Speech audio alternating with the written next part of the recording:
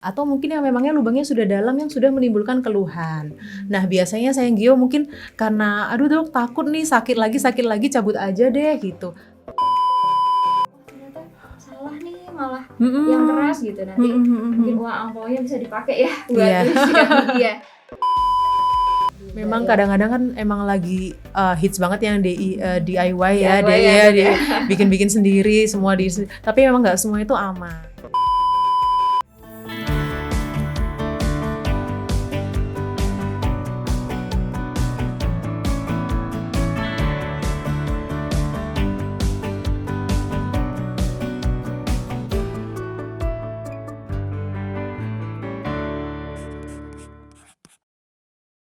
Halo sayang Gio, kembali lagi kita bersama Gio Talk Podcast. Nah, apa tuh Gio Talk Podcast? Nah, Gio Talk Podcast eksklusif dari Gio Dental Care yang bisa kamu dengerin di mana aja dan kapan aja.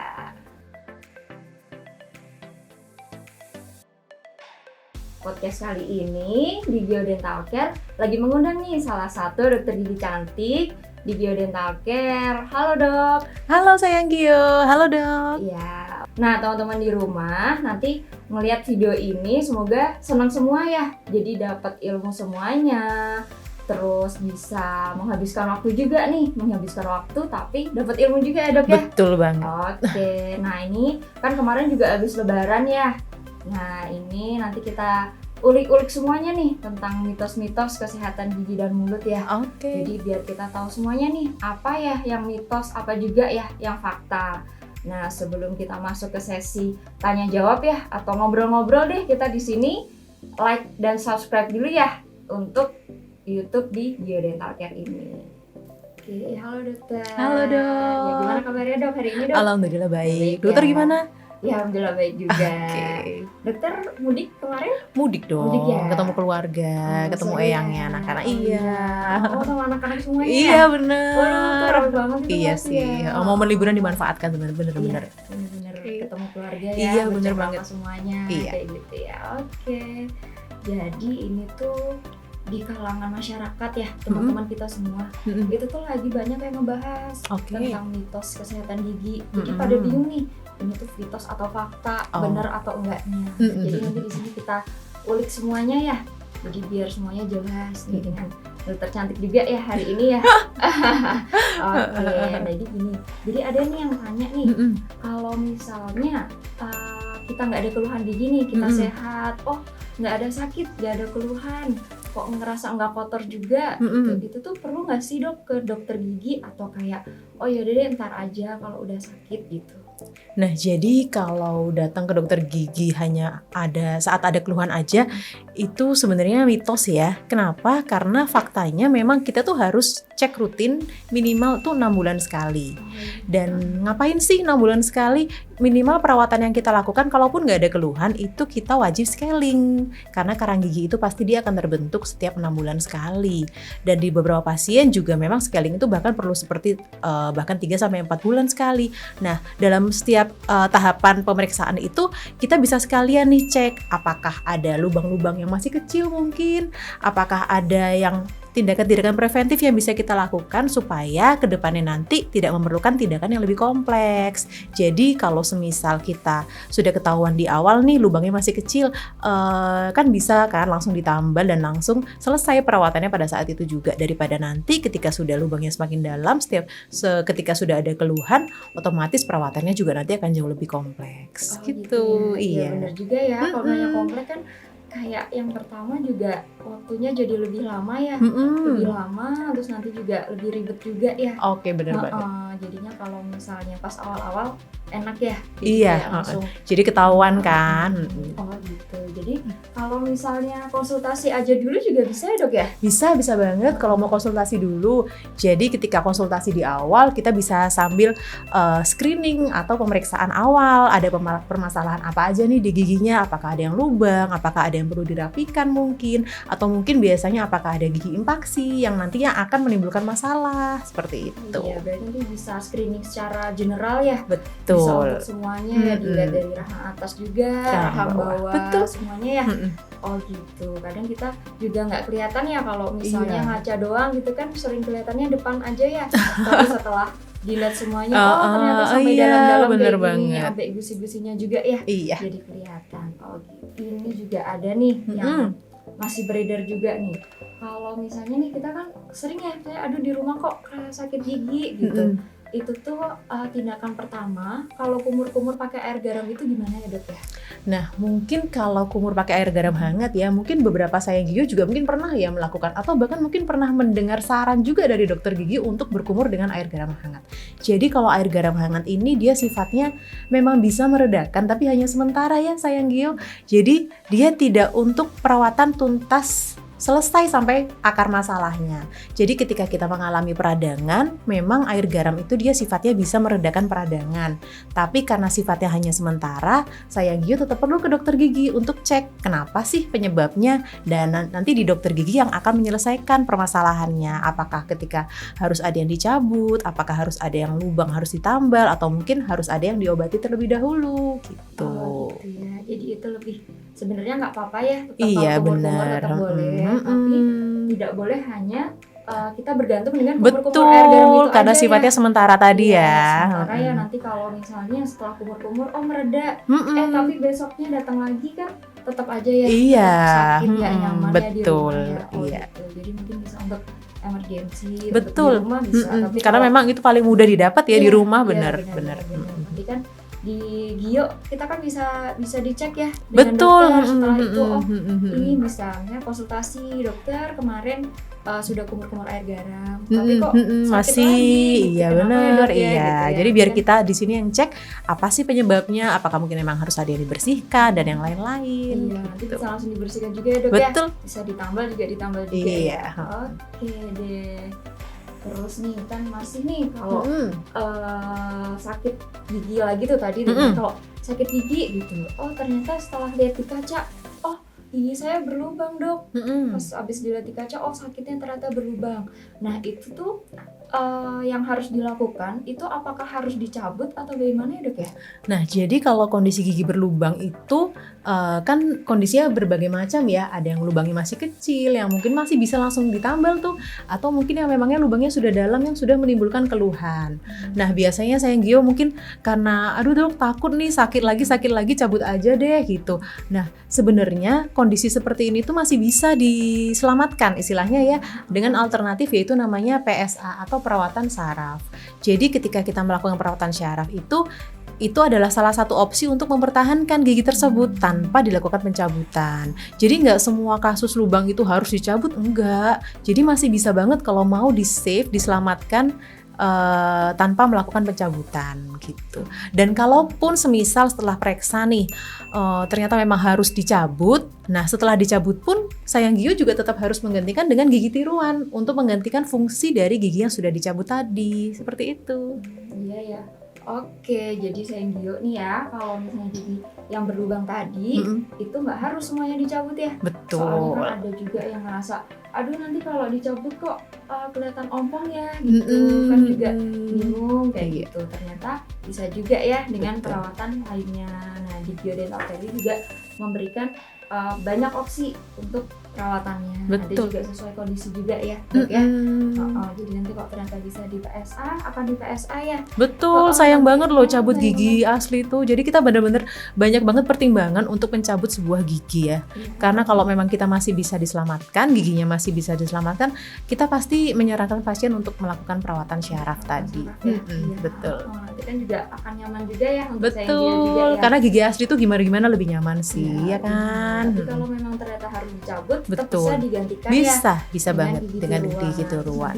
Di Gio Dental Care ini juga ada banyak pilihan juga untuk gigi tiruannya juga ya dok ya. Betul. Jadi nanti juga bisa milih opsinya. Jadi betul. Dari gigi berlubang itu bisa milih opsi dipertahankan, bisa dicabut juga. Tapi nanti kalau setelah ternyata harus dicabut, masih ada wajib juga banget. opsi lain harus juga. Pakai gigi tiruan. Gigi tiruan pun banyak opsinya juga ya.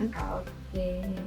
Nah terus kemarin nih kan kita lebaran juga ya. Kita lebaran juga pasti supermarket gitu ramai banget ya. Iya betul, ngantri banget. Iya banyak kebutuhan juga. Iya mungkin karena banyak dapat THR juga ya. THR ya.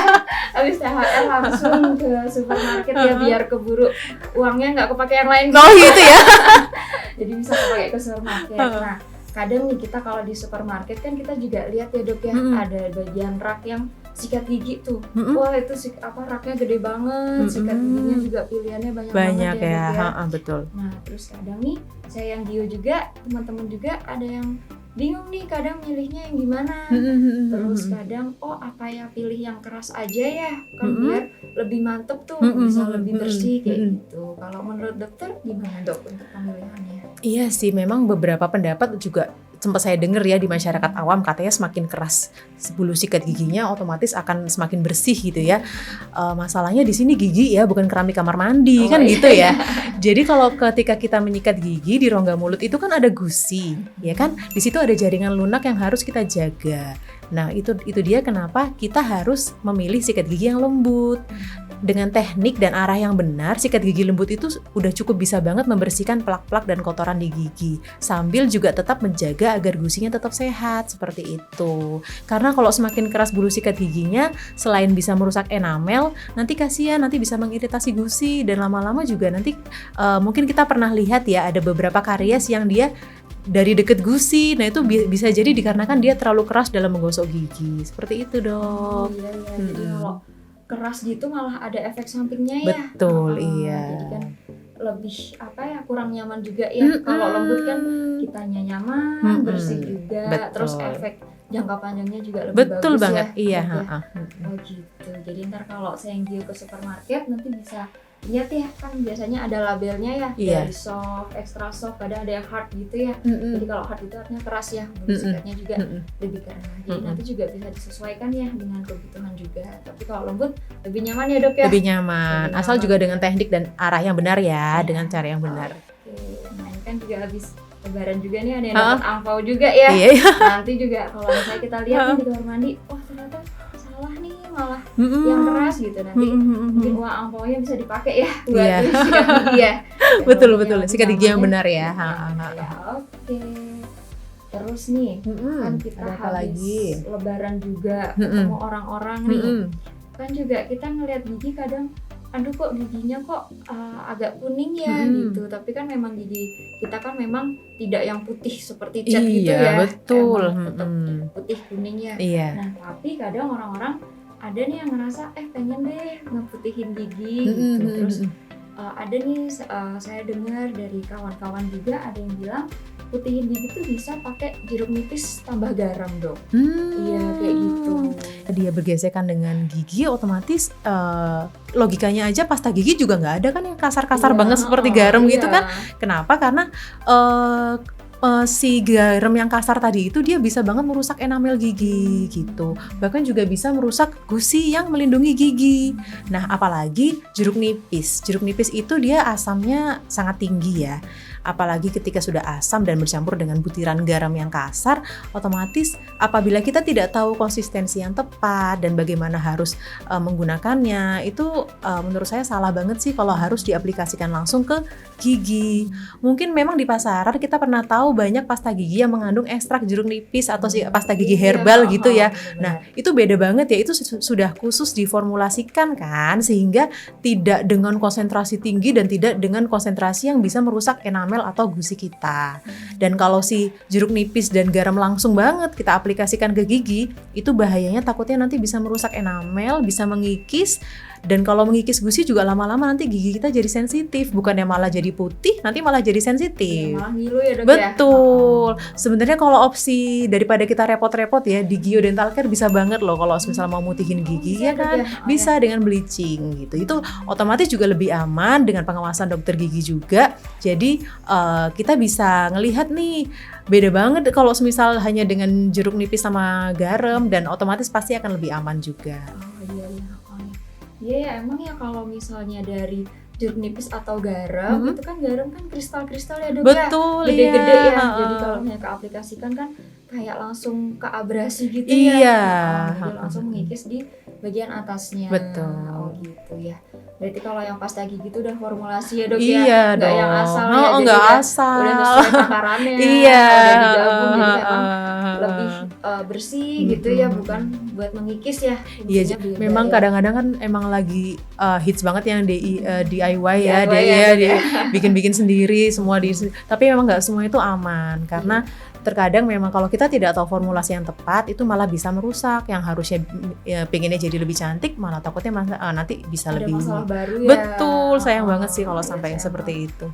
Jadi kayak misalnya awal giginya putih bersih gitu, atau hanya sedikit kekuningan aja, tapi setelah pakai itu malah jadi ada masalah lain yang harus ditambal atau jadi itulah sensitif sensitif. itu ya, malah jadi ada masalah baru. Itu kenapa memang lebih baik itu konsultasi ke dokter gigi gitu jadi ya. lebih baik kalau memang merasa giginya agak kuning atau putih agak kekuningan, pengen putih nih, lebih baik konsultasi dulu. Konsultasi dulu aja boleh ya dok ya? Betul, boleh banget. Nanti kalau misalnya mau lanjut tindakan, juga bisa ya dok ya? Iya. Bisa bleaching ya dok ya? Iya betul, ya. betul bisa bleaching.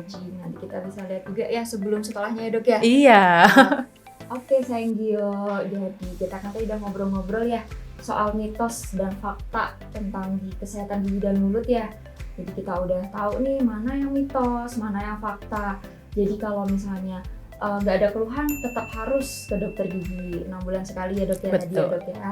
Terus kalau ada nyeri gigi nih, aduh kok sakit gigi, itu boleh kumur-kumur pakai air hangat dan campur garam. Tapi itu bukan solusi utama. Setelah itu kita tetap harus ke dokter gigi. Nanti bisa ke Gio Dental Care juga ya buat konsultasi.